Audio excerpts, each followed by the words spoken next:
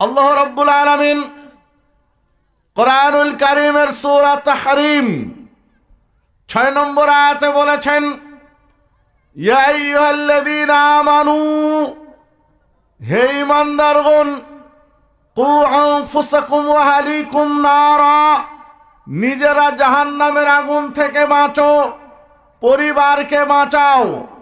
নিজে বাঁচো জাহান্নামের আগুন থেকে, পরিবারকে বাঁচাও।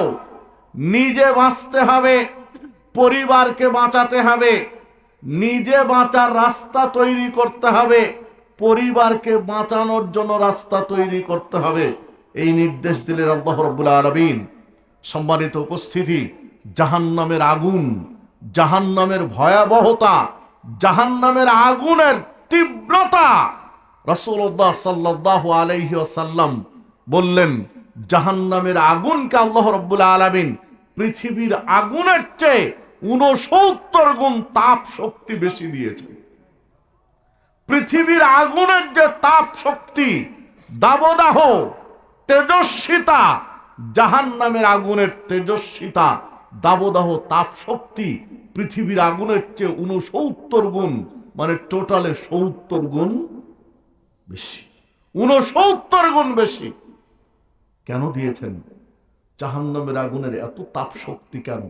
কারণ হলো জিন এবং ইনসান, যাদেরকে আল্লাহ জাহান্নামে দিবেন তাদেরকে শাস্তি দেওয়ার জন্য, জাহান্নামীদেরকে শাস্তি দেওয়ার জন্য জাহান্নামের আগুনের তাপ শক্তি এত বেশি দিয়েছে। প্রচন্ড শীত, প্রচন্ড গরম কেন পড়ে?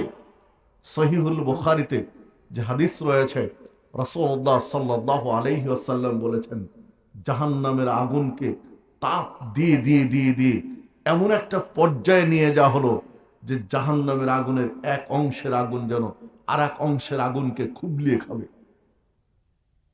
এক অংশের আগুন যেন আর এক অংশের আগুনকে খেয়ে ফেলবে। এত তীব্র হয়ে উঠলো। তখন জাহান্নাম আল্লাহর কাছে ফরিয়াদ জানালো যে, মাবুদ, এক অংশের আগুন তো আর এক অংশের আগুনকে খেয়ে ফেলবে, এইরকম তীব্রতা চলে এসেছে। তো মাবুদ, তুমি আমাদেরকে একটু শ্বাস ছাড়ার তৌফিক দাও, আমরা যেন শ্বাস নিতে পারি। আল্লাহ রাব্বুল আলামিন সুযোগ দিলেন জাহান্নামকে যে 2 বার শ্বাস ছাড়তে পারবে। একবার শ্বাস ছাড়ে তখন গোটা পৃথিবী উষ্ণ হয়ে যায়।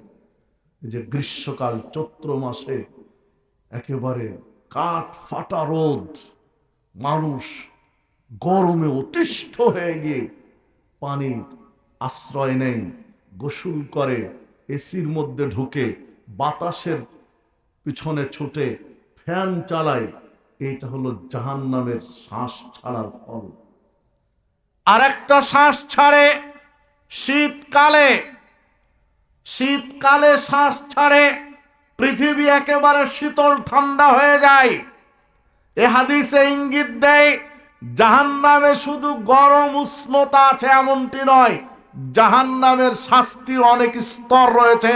তন্মধ্যে তীব্র শীত দিয়েও, তীব্র ঠান্ডা দিয়েও মানুষকে শাস্তি দেওয়া হবে, এই ইঙ্গিতটা হাদিসে পাওয়া যায়। সম্মানিত উপস্থিতি, প্রচন্ড শীত এবং প্রচন্ড গরম জাহান্নামের নিঃশ্বাসের বহিঃপ্রকাশ।